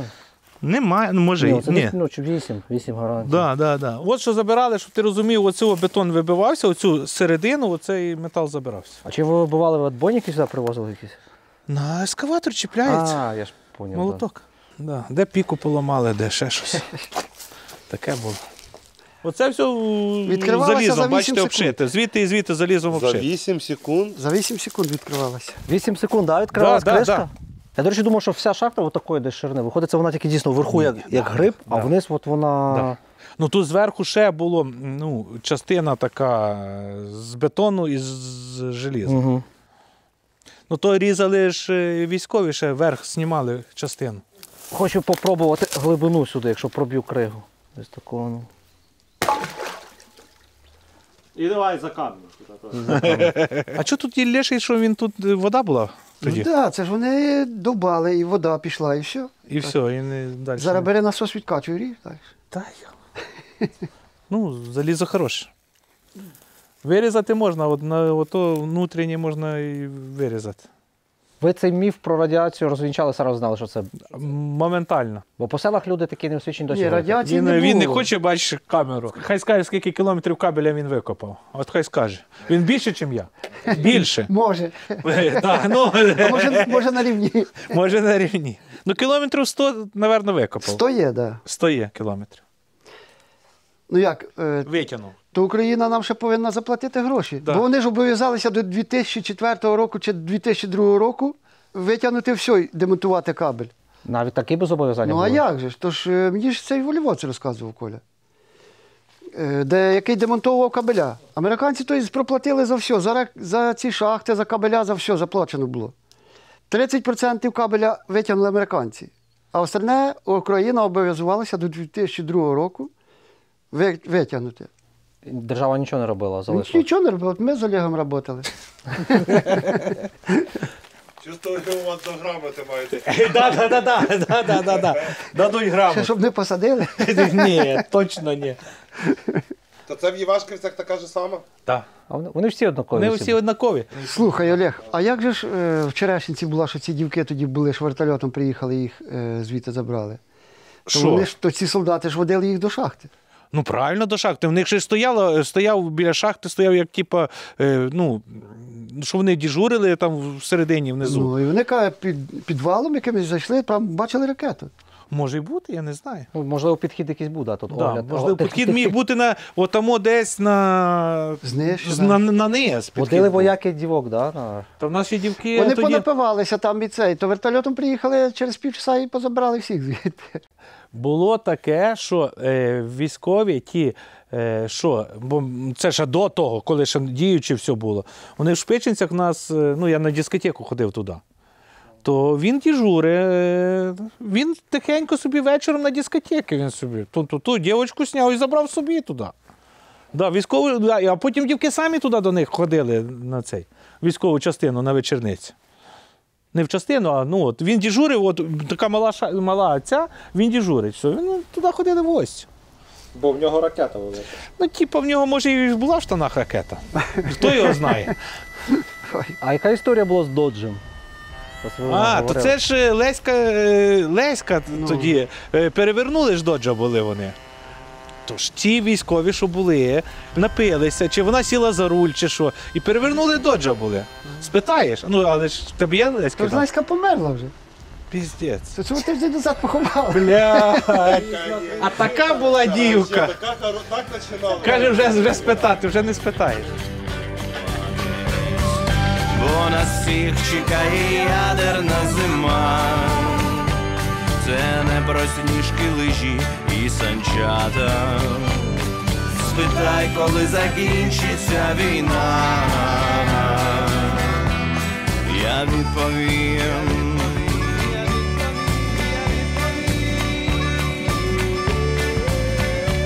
Що це лише початок.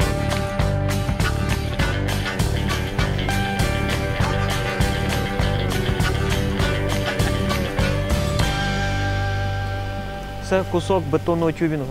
Тюбінг – це яким обкладала шахта сама? По колу? З самого верху до гори всіх 40 метрів обкладалася бетонним плитом? Так. Сама шахта ось. Ми тут, їдучи по Хмельниччині, зараз зрозуміли в один момент, хоча я сам з Хмельницької області, і коли ти чув, що тут були ракети, якось не приділяв цьому увагу. А зараз, їдучи, ми перед цим зробили в Фейсбуку оголошення, що ми маємо знімати про це фільм, познайомилися з Андрієм, знайшли. Це, напевно, найбільший краєзнавець, етнограф, який вивчає ракетну справу на Хмельниччині. І ми щойно їдемо від Хмельницького в сторону Деражні.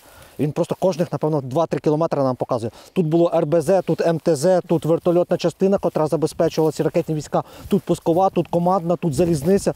І складається враження, що абсолютно вся Хмельницька область в Радянському Союзі існувала просто як прикриття або забезпечення ракетних військ. Тобто Москва, напевно, розглядала цей регіон, це виключно отут стоять ракетні шахти, а все інше, це, знаєте, так, декорації для захисту цих, що природа, що люди, що вся інфраструктура, там, що всі маслозаводи, що все, воно таке було суміжне. А саме головне, тут були дійсно ракети. Ракети, так. Ми приїхали зараз в село Сіноводи під Деражнею, тому що тут пускова. Пускових було 90 по Хмельницькій області, але це цікаво чим. Тут перекликається холодна війна з Другою світовою війною. Тобто позаду нас ракетна шахта, а ось ми бачимо ДОТ. Це ж, до речі, ДОТ лінії Сталіна. Ми колись знімали поверхнево про це. Колись в одному з перших наших випусків, коли ми розповідали про зникшу Німеччину на території України в Житомирській області, там лінія Сталіна теж проходила. Це від Балтійського до Чорного моря, від Карелії до Чорного моря будували її. Це система оборонних ліній, яка будувалася з 28 по 39 рік. Коли в 39-му вже совєти анексували туди Польщу, прийшли, вона стала якби не потрібна. А залишки і сьогодні тут проглядаються. Будовані в 30-х, а потім в 60-х вже будували 70-х оці шахти. І все збігалося воно прямо на одному місці. Ось він, красавчик. Самі абразури знаходяться з тої сторони, але він якийсь трошки підроздовбаний, чесно кажучи, вже. Ну, по ньому прилітало, по цьому Ні, по ньому не прилітало, це, скоріш за все, вже діяльність сучасних. Металолом зараз намагалися, двотаври, бачите, ці вирізали. Боже, це щоб достати 200 кг металу, розбивали доти. Так, розбивати доти. Була ракетна дивізія, в них були командний пункт, потім командні пункти полків і по 10 ракет від кожного командного пункту. Але окрім цього було що? Вертольотна забезпечення. 109-та вертольотна ескадрилья і ТРБ, РТБ. А то, що обслуговувала самі ракети, ремонтувала І боєголовки. РТБ їх ще називали по-іншому головастики. Це ті, хто займалися виключно боєголовками. Цікаво, носії обслуговували ми з Південмашу, наші фахівці, і наші фахівці їздили в Росію обслуговувати їх. А вони приїжджали сюди обслуговувати ядерні боєголовки. І коли оцей був, якби говорить, шантаж, коли нас примушували відмовитися від ядерної зброї, Кравчук тоді ще хтось говорив, каже, тому що в нас немає фахівців, ми не можемо. А потім дехто спростовував це, що це міф, тому що каже, ми би відмовилися їм носії обслуговувати. За те, що ми обслуговували носії, вони мали обслуговувати нам боєголовки. І ми б теоретично могли б це отримувати ядерну зброю. Теоретично. Так, теоретично. Це все в теорії. Тому що після того, як зняли останню ядерну боєголовку під Хмельницьким, РТБ 19-ї ракетної дивізії просто зрівняли з землею американці. Тобто його знищили. Для чого це зробили? Щоб не могли доставити на РТБ складові головної частини, зібрати їх там в кучу і поставити на ракету, які ще до 98-го року залишався в шахтних пускових установках. Угу. Коли ми зараз по селі зустрічаємо людей, всі, треба було зберегти цю зброю, зараз би Путін на нас напав. Але ж ймовірність її збереження бути реалістом. Реалістом не просто. Низька. Ми не могли законсервуватися від всього світу. Ми в центрі Європи перетворилися на Північну Корею чи на Іран. Але санкції, все життя під санкціями. Так. Начебто фактична кнопка знаходилась тут, але ти не міг управляти сам цією ракетою. Потрібно було щось придумувати, як від'єднатися від цієї центральної системи, яка знаходиться в Москві. Звичайно. Це стовп для устройства теодоліт. Сюди привозили устройство, ставили його на цей стовп і відбувалося саме точне позиціонування ракети. Тобто, поки ракета ще не в шахті, її позиціонували якраз по приборам з цього стовпа. І якщо подивитися сюди, от там якраз у нас пускова установка знаходиться. Не написано нічого взагалі. Тут нічого не написано взагалі. Тут от у нас є просто постамент, де є місце під установку прибора, воно просто сталося і все. А зараз лисиці живуть. А зараз лисиці живуть. І зайці. Яка Дорожнянщина красива, вона вже відрізняється від південного трохи Поділля. Сусідній наш Віньковецький район і інший по ландшафтах, абсолютно. А тут такі пагорби, така краса. І це просто ядерний щит був. Просто ядерний щит, який мав давати відповідку і по якому мав в першу чергу. Так. Тут нічого живого не лишилося. Нічого взагалі. Це ще один пойнт до того, чому не потрібно було мати ядерну зброю, пояснення для людей, для наших селян, для наших земляків, які все стверджують, що треба її було зберегти. Треба її було зберегти.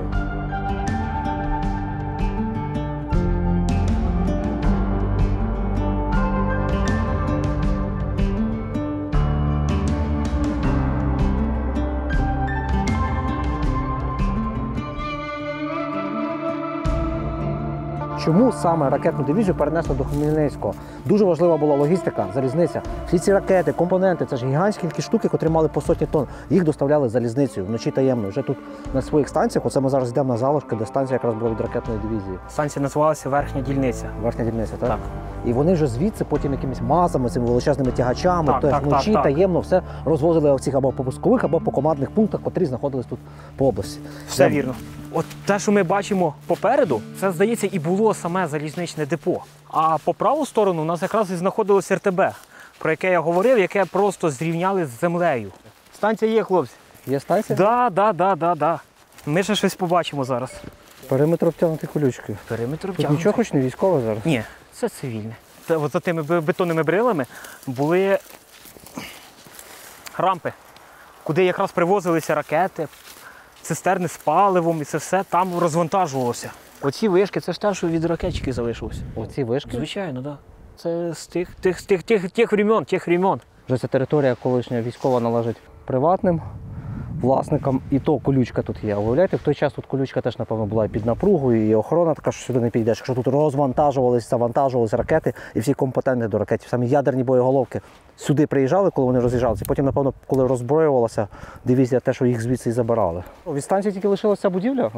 Так. Від станції тільки ця будівля. Ми можемо ще в железнодорожне депо зайти.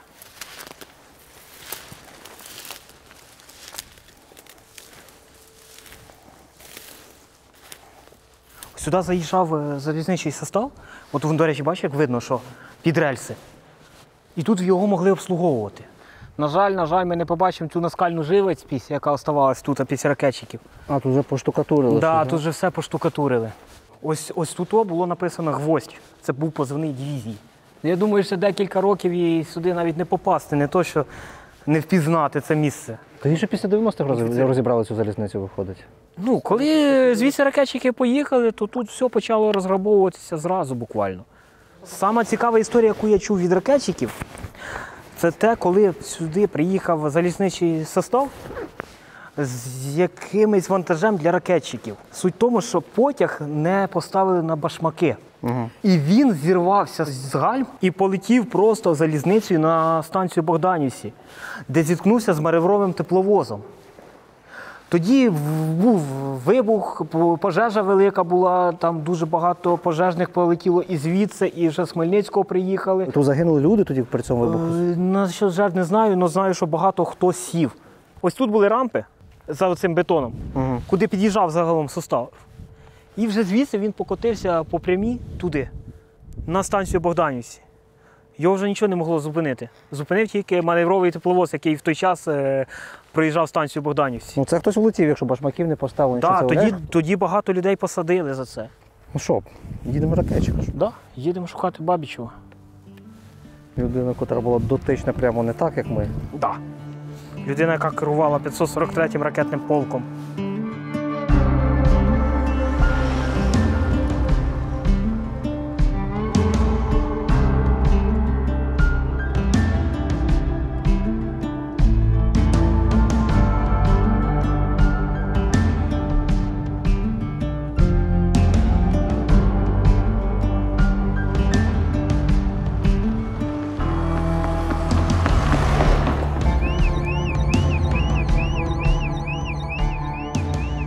Тут, власне, проходили колії звідти з 6-го майданчика. І ось тут, з цього пагорба, летів цей зірвавшийся потяг.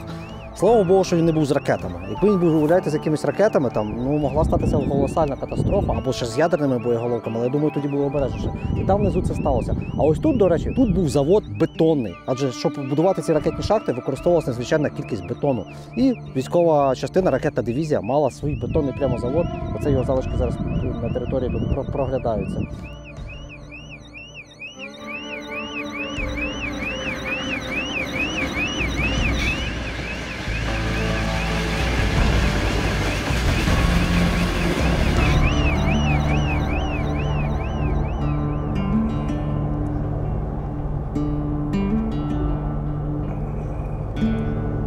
Ну, у нас уничтожено все. Дело в том, что на первом полку, на моем, начинала работать фирма «Бектел». И везде показательное все было. Первые взрывы проводили они. Разговаривал я с этим начальником, вице-президент этой фирмы. Стоим, переводчица, а он, оказывается, в это время вытаскивали, командный пункт вытаскивали. Мощь-то какая, 12 этажей.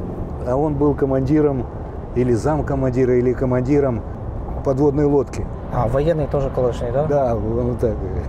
И он так, вот если вот стоит, а у меня вот так вот лежало. А я, блядь, с дуру, ну, переводчица, говорю, уши закрой. Говорю, у нас всегда стоит, это только у вас лежит. И он начал говорить по-русски, блядь. Серьезно? Да. И он начал так, коряво, но он все понял, понимаешь, что... Конечно, вот по этой дороге, тогда не такая была дорога хорошая, понакатался, особенно когда каждый день туда. Каждый день? Почти. Блін, це очерет підпалили, ось придурки. Біля річки. Там стільки зараз всяких качок. Вот говорят, что турки эту крепость не взяли, понимаешь? Блін, дивись, які ідіоти, блін, там стільки тварин зараз загине. А Бабичев взял крепость, вот здесь кусок выбил. Чим? На машині, да? Да, Волгой. А як так? Так спішили? Так, ехал. Ну, таких, как я, это маловато.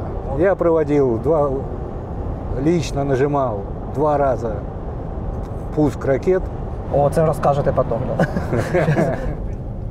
Вот это уже вот территория моего командного пункта была. Вона біля дороги прямо так була. Направо.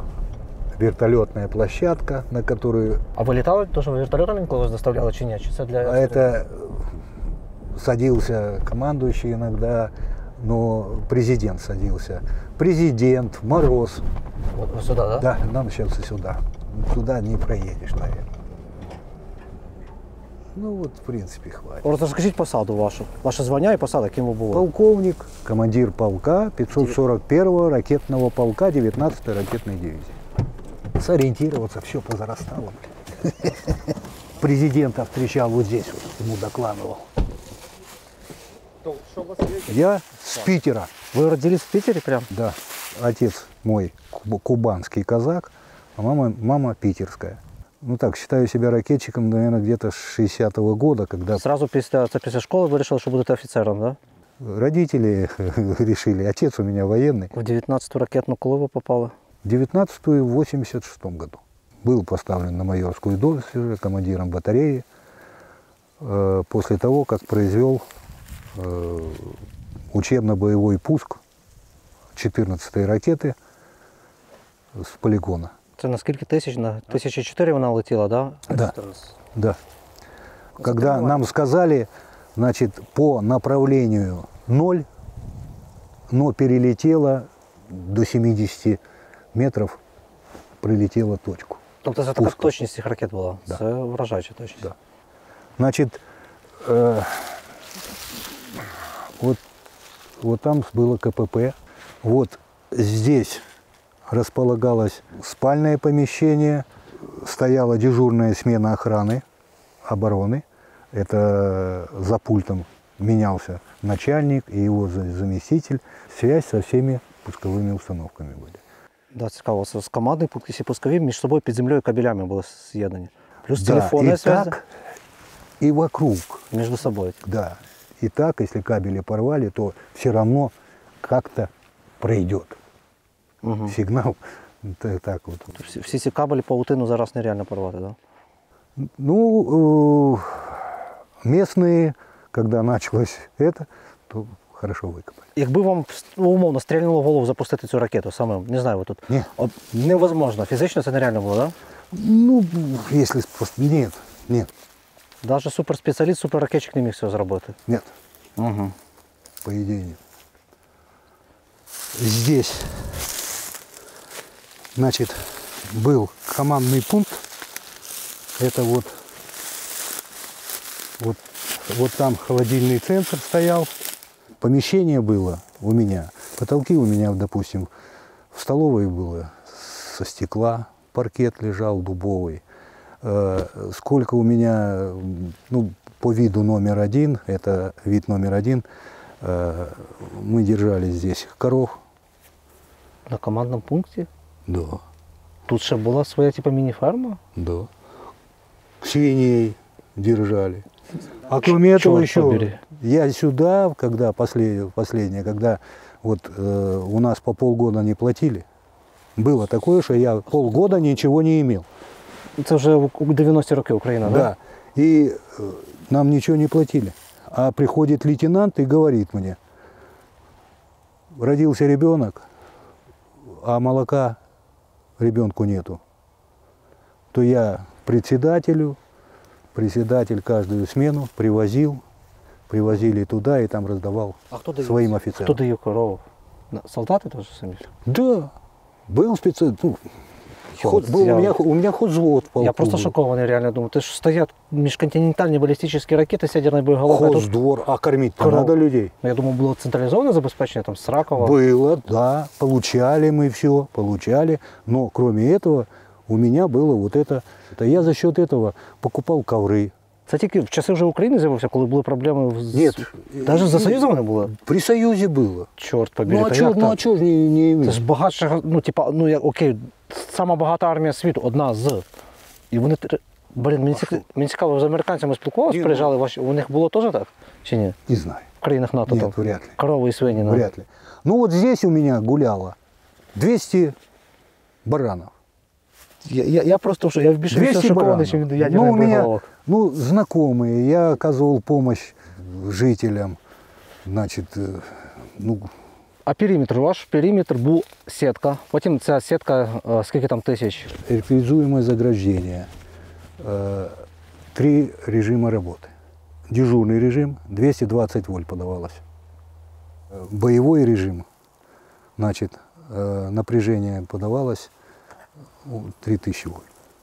Значит, на электролизуемом заграждении ни один бандит не погиб. Больше всего погибло на них солдат и гражданские. Були у вас тут случаї, на пускові приходили на команди, да? Гражданські п'яні? Да, ну вот я вот здесь, только здесь я хоронил одного солдата, но он в карауле. Срочно? Да, а именно на 3-м карауле там чаще всего было. Это 3-й караул, где Богдан Хмельницкий первый битву выиграл. Підпилився? Да. Допустим, женщина, ну, здесь есть грибы, там немножко, а на территории караула за сеткой много. Ну и что, надо же обязательно попробовать. И вот она так пальчиком раз, и у нее шик, и полпальца нет. Капець. У випадку ядерної війни ви могли під землею лишатись там як на подводному човні, скільки, 40? Місяць. Місяць точно? Да. От мені цікаво, що у вас там? У вас там був туалет, були якісь сухпайки, Туалет був. душ, чи що там все було абсолютно? Да. Мы находились в 11-м отсеке, а 12-й это там сухпайок хранился отдельно, туалет. Блін, ну таке просто глупе питання, напевно, але воно цікаво спомогти. Туалет, ви вже в ямі, в самому низу туалет. Там ще не Очень интересное было. Яма была. Значит, когда новый человек приходил туда, обязательно надо ж проверить, знает он или не знает, и надо же испугать. Он в туалет идет, как говорится, а они берут и кнопочку «Перевод в неполную автономию». Как? Нажал кнопку. А это перекрывает в туалете, перекрывает, ну, хлопок такой, понимаешь? Ну, любой человек испугается, который еще даже не сел на туалет, на этот самый, сделает это дело. Тобто туалет, це реально дирка просто була ще глибше під землю, де зроблено? Нет. Чи там насосы? Это все насосы, откачивало все. А это в режиме неполной автономии перекрывался то сообщение с внешностью, полностью все перекрывалось. Щоб не зайшла, не дай Бог, радіація, да? Да. Караван охрани був стражайший, коли це вивозили, да? Ну, перекривали дороги, все тут. Да, мы что делали? Во-первых, предупреждалось начальство, выделялась милиция. Ви говорили, що дуже погана дорога в той час тут була. Да. Як їх по цих поганих дорогах везли? Значит, как только идет передвижение ракет и головных частей, команда начальнику инженерной службы дивизии, начальник инженерной службы дивизии едет, проверяет, за ним идет пару машин, груженных щебнем. І прямо свій автодор, да? И все дороги заделываются. Капец. Вы встречались с Леонидом Макаровичем Кравчуком, Паша? Вот там, как мы вот подъехали, вот машина. Он тут был, да? Да, машина подъехала, я его там встретил. Ну и Леонид Макарович захотел посмотреть пусковую установку. Крыша была уже открыта для него. Вот лестница, она вертикальная. А он думал, что как трап в морских силах, знаешь, это руками вот так цепляются и съезжают там показывают в фильмах. Ну, а он вот туда, ногу одну туда опустил, а вторая у него затряслась, и вот-вот он должен был туда упасть. И я подскочил, его, ну вот так вот, за ногу схватить. И этому охраннику говорю, держи за ногу. А потом поднимай. А когда я вот так наклонялся, и мои руки на уровне задницы оказались. Как будто я его держу. В общем, достали его, ну не достали, ну, в общем, Мне, да, на следующий день с Москвы позвонили, с главного штаба ракетных войск. Говорят, ну все, ты служить в России ты уже не будешь. За задницу держишь президента. А после этого и журнал «Украина» на титульном листе, вот эта фотография, я его за задницу как будто держу президента. Сфотографувалися, и, да? Да. И чи підтримує армія президента. Понимаете? Мне звонили и говорят, это все, зараза, ты сделал. Если бы ты его тогда не задержал, были бы у нас ракетные войска, хрен бы этой было бы войны. Эта война была бы. Цікава ваша думка за цю війну. От ви як етнічний росіянин. Это какой-то кошмар. Это ужас. Я не мог это представить, что может такое быть. Я знаю, что это подтолкнули и сделали Соединенные Штаты Америки. Вы так переконані, да? Я в этом уверен. Я в этом уверен, что руку приложили к этому, как и революцию. Я Путина за человека не считаю. Но сейчас политика такая идет, что все россияне враги. Понимаете? Ви знали, куди ваша ракета була націлені, ці 10? Чи не знали конкретно? Конкретно эти нет. А вот когда служил на 14-й, знал. Які точки були цікаво?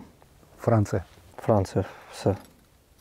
Дивіться, ви, по суті, були однією з тих двох людей, котрі знаходились в командному пункті і могли от з скалюванням в 1 секунду нажати пускову кнопку, да? Да. Був би такий приказ, ви зробили б це без скалювання, да? Да. Ну, воспитание такое было. Училище. А ви ж тоді, ви ж розуміли її потужність? Ви знали, скільки там кілотон? Конечно. Що це можна знищити, ну, що це хана планеті, да? Ну, всегда знал. Да. Это в училище все учили. О, сирена, да? Отак, да, на колишній ракетній точці лунає повітряна тривога сучасної війни. А ракет тут давним-давно нема вже, 20 років. Яких 20? Вже більше 20 років. Більше. 25 років вже їх тут нема. Знаєте, тут може багато прилетіти критики, що там людина російськомовна, але ви почули, що вона з Росії, і ви почули, що людина ще ідейно вірить в ворога Америку, що Америка всьому винна, там, і в Майдані, і в цій війні, в принципі. Але, знаєте, за роки отак роботи, спілкування з людьми, за певний життєвий досвід, я відчуваю хороших, чесних, справедливих людей. От у людині відчувається, що це ось чесна людина, попроси, його не хочеться критикувати, це освічена, чесна людина, і він, як то говорить, знаєте, є офіцерська така честь. Неважливо, якою вона там армія, країна, оця офіцерська честь і повага має бути існувати між всіма. Але ця людина зберегла якусь таку гідність, і він був відданий весь час своїй справі. Саме головне, що він зараз підтримує Україну, він за українську ідею. Біда в тому, що в нас на наших теренах в 17-му році сталася оця революція, і такі розумні люди, котрі могли працювати на благо України чи на благо кожної своєї країни, вони повірили тоді в ефемерну ідею більшовизму, ефемерну ідею комунізму, і це нас роз'єднало зі всім цивілізованим світом. Тому нам внушили, що Америка ворог, що Британія ворог, що ці ракети були націлені на Францію, Франція ворог. Популізм.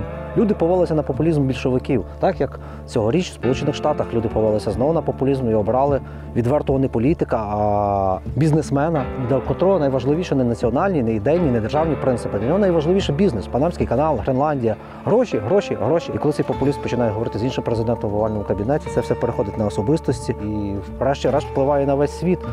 І може призвести в світі до чергової війни, Третьої світової війни, не дай Бог, до ядерної війни. Не буде такі місця пустирями, а з таких місць вилітатимуть ракети десь і можуть зруйнувати весь світ. Тому думаємо, розвиваємося і міняємо цей світ, щоб не приводити до влади Трампів, не приводити до влади більшовиків, щоб в світі не було цієї конфронтації і розбрату, ворожнечі. Хочеться якоїсь єдності, любові, миру і взаємоповаги. Хоча вона повністю є утопічною, але до неї потрібно прагнути. Тому ми є люди, власне, а не крокодили чи вовки, котрі гризуться між собою у зграю.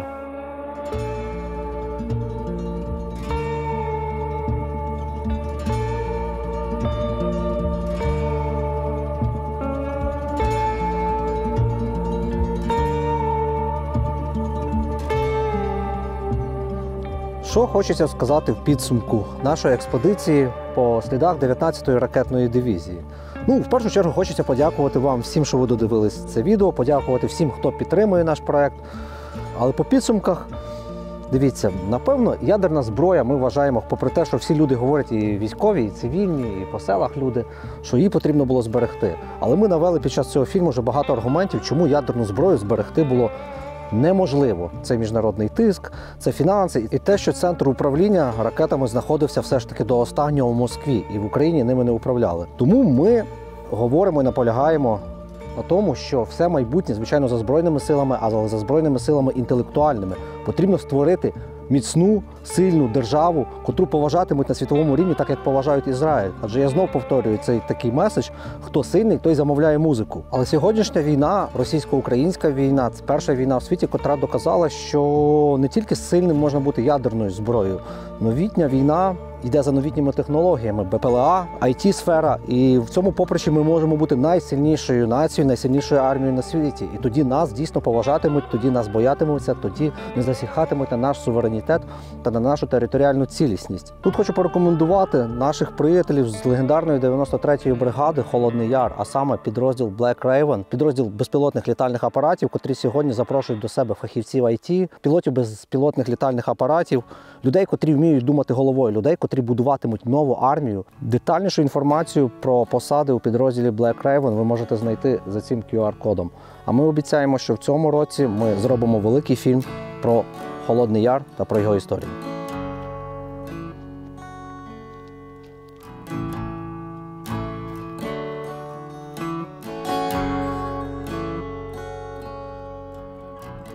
Довга хвиляста дорога править лаштунком туман. Чекали правди у Бога. У Бога правди нема. У Бога правди нема. У Бога правди нема. У Бога правди нема.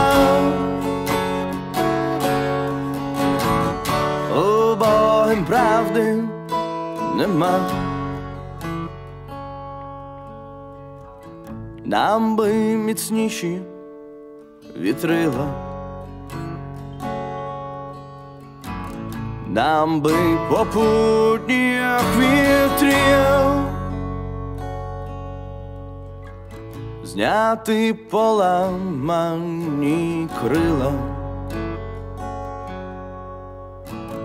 То було б легше йти. Обом легше йти. Обом легше йти. Обом легше йти. Обом легше йти.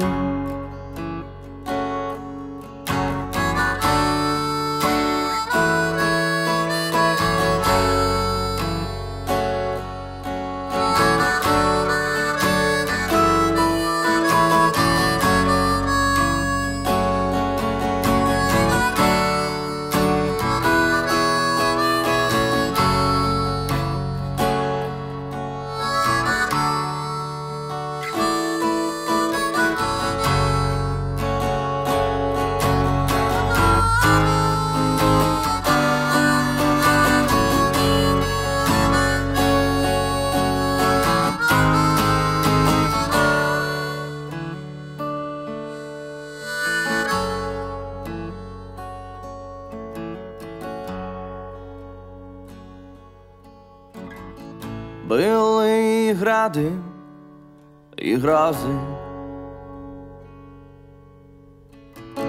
людської підлості шквал. розсипався на вітрі брози.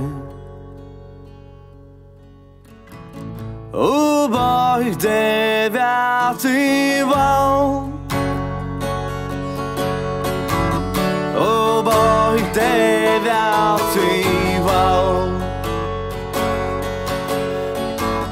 у бой 9-й вал,